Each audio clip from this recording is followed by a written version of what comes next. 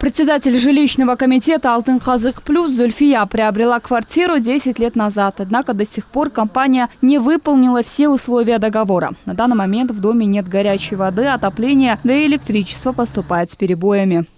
Свет лимитированный, нам не хватает, мы не можем даже обогреться, потому что у нас нет ни газа, соответственно, мы готовим на электричестве, у нас нет горячей воды, мы, соответственно, на титанах горячей воды, у нас нет отопления, мы отапливаемся, не то что отапливаемся, обогреватели, мы нормально не можем даже себе позволить включить обогреватель, потому что есть семьи, в которых много маленьких детей, и мы идем на уступки, получается, в жертву принося себя, так же, как и пенсионеры у нас жители, ради маленьких детей мы, получается, даем им возможность, чтобы они обогревались. Сейчас в многоэтажном доме проживает порядка 30 семей. С приходом холодов в семьях, в которых есть маленькие дети, больше всего терпят трудности. Жители дома не раз обращались в компанию, однако никакой реакции с их стороны не поступает.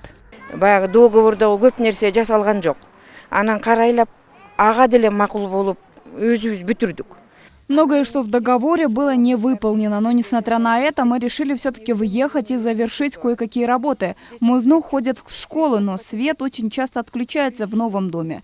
И поэтому холодно. Живем там и здесь, и это большие расходы.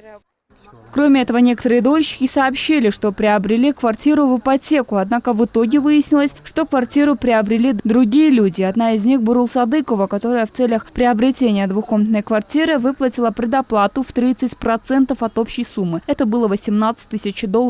Однако после того, как компания приостановила строительные работы, Бурул решила временно приостановить выплаты. Однако за это время ее квартиру успели перепродать. Где-то 3-4 айдан кейін келсек, силер уже ортодо төлөбөй койдуңар.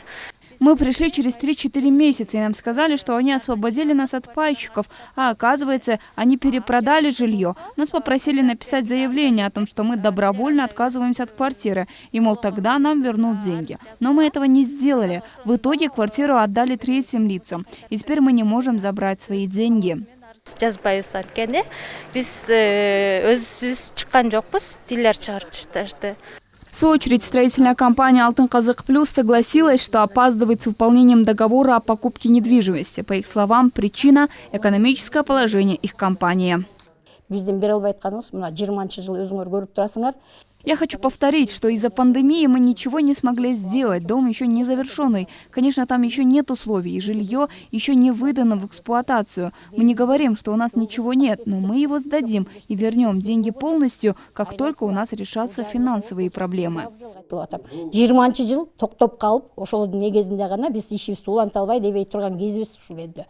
Кроме того, представители компании сообщили, что признают и понимают все недовольства участников долевого строительства и попросили подождать жителей некоторое время, пообещав выполнить все условия договора. Однако сами дольщики планируют с этой проблемой обратиться в правительство. Айдо Атбекова, Тынчтак Кольбаев, Нью ТВ.